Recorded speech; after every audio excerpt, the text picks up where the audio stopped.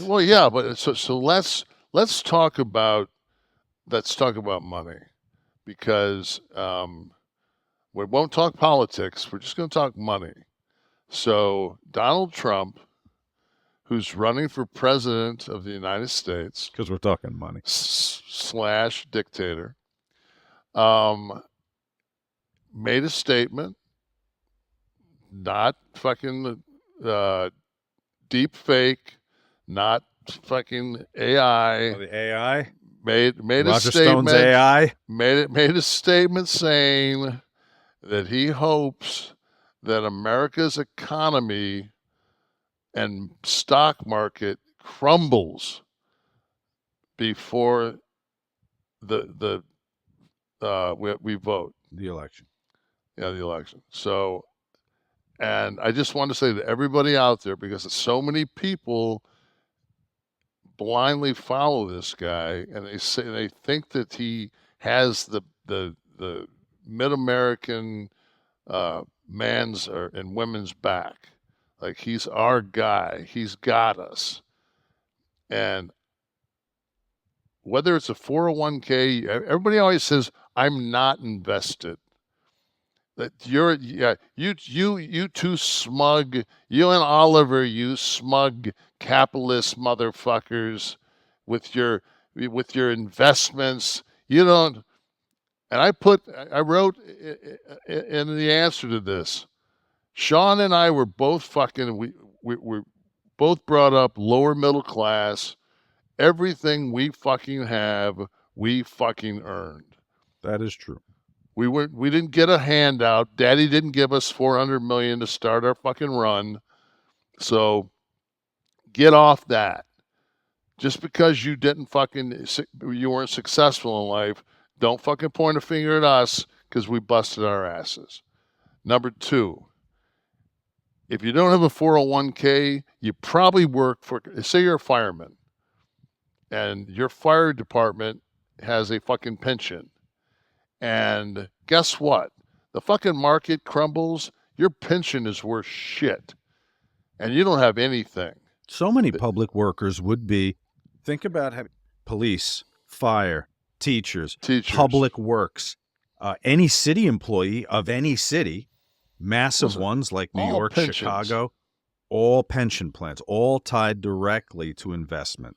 It would destroy the entire middle class. Absolutely. And the thing is, we went through this a few months ago when we showed the tax breaks, and the largest tax break started at $1 million and was like 48%. 48% of the benefits were reaped by less than 1% of the population. So we're not trying to, I don't give a fuck if you vote for him or you don't vote for him, because I really have enough confidence in my fellow Americans that when it comes down to it, they're just not that fucking stupid.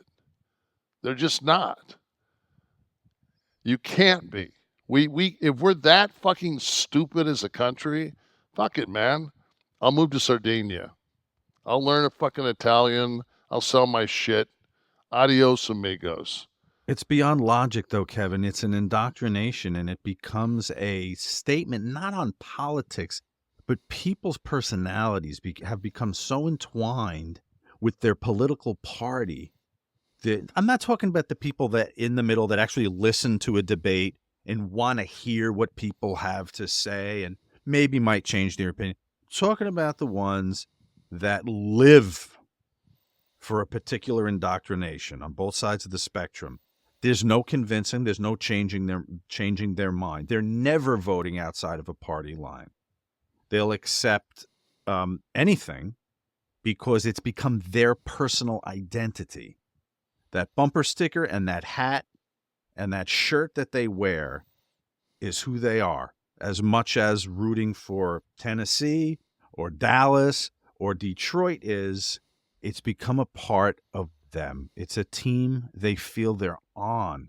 It's beyond politics. And I understand that, but at the same time, everybody that's out there, let it be known that I don't care for Donald Trump. And it's not because I don't care for him as a human being, because I don't know the man. I just, I know that he ran on build a wall, and he didn't build the fucking wall. And the biggest crisis we have right now in our country, to me personally, is definitely the border situation. They are fucking doing everything they can, and the GOP in both the Senate and the House, to make sure that nothing is passed To prevent measures to now that would prevent fix any measures that border would fix crisis. anything until after, again, the election, Good point. so they can take fucking credit for that. It's their fucking play on It's the a fucking, platform they're running on. yeah. It would disappear Exactly, and if legislation was passed it's now. their fucking hope, their fucking Hail Mary over the fucking pro-choice situation that this country's in. And both Sean and I are both very level-headed. We're both, I think, because we've spoken for years, but the last 2 years, a couple of times a week, and let alone this show, which is basically just a conversation. And I promise you, everybody out there, that there's 350 million Americans, and this is from a stand-up I saw that I fucking thought was brilliant. There's 350 fucking million Americans, and I don't fucking want to vote for Trump, and I don't fucking want to vote for fucking Biden either. I just can't believe out of 350 million fucking people that this is the two best fucking we got. Mm. That's my fucking problem. And it sure is fucking Kennedy. So, I Oh, mean, Junior, you talking? yeah. Oh. I mean, I mean, it's a fucking shit show. But Kevin, I think the problem is, don't you agree that in a two-party system, you lose the majority of the people in the voting people in this country. If I gave you a card to check off the policies you would want to go forward in a candidate, a faceless candidate, an imaginary one, I guarantee you would have left, right, and centric on that card. And I would say most Americans probably, which I personally would check a few conservative boxes. I'd check some more liberal boxes socially.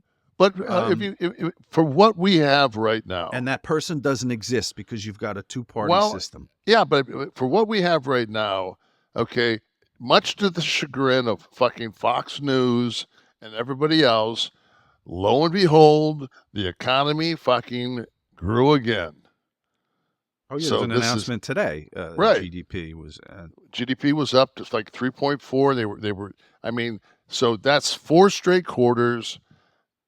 Are if you and this is the other thing that people don't understand. We are in a global economy. We're in a global economy. So just Google this. Inflation rates of the G7. We're at 2.4. Fucking Italy's at like 11. Great Britain's at like 10. Europe's a problem. Yeah. Fucking Germany's 6.9. It's like we don't we're our inflation is been curbed. Gas is, I just drove down the beach, and gas is fucking 278. So, and just because you paid more for eggs because they fucking worked this all, the whole thing is corporations are making fucking windfall profits that are just out of this fucking world. Their profits are unbelievable for what they from quarter to quarter to quarter, and they fucking take the money, and they fucking don't they don't fucking adjust prices. They just keep fucking us, and we just keep fucking buying their shit and putting up with their shit because we're so fucking used to being sheep.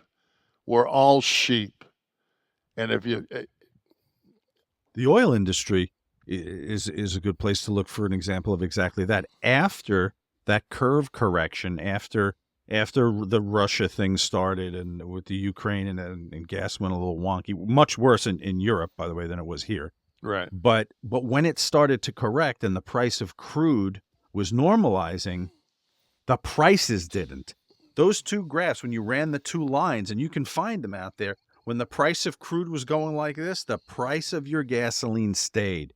And that is the fault of the oil industry and our gasoline producers. We talked about this on the air before, but yes, this is a good example of what you're talking about. When you are free of regulation in that way, and people don't look at that correlation all the time, and it's not advertised, by the way. Our quote unquote mainstream media doesn't pry very deeply. You have to get 17 stories in the 15 minutes, the first 15 minutes of every program, so you can't spend much time on it. Kev, I didn't tell you that we had some feedback on last week's show. oh, Some folks that I think were we listening. jumped into that AEW. We were rolling. That's how we were rolling. I was moving Okay, my well, script back to the top. That's fine. we can always retract and go back to No. anybody. Feeling it. We came out hot. I mean, Uh, what some people have anything? Anybody have anything positive to say?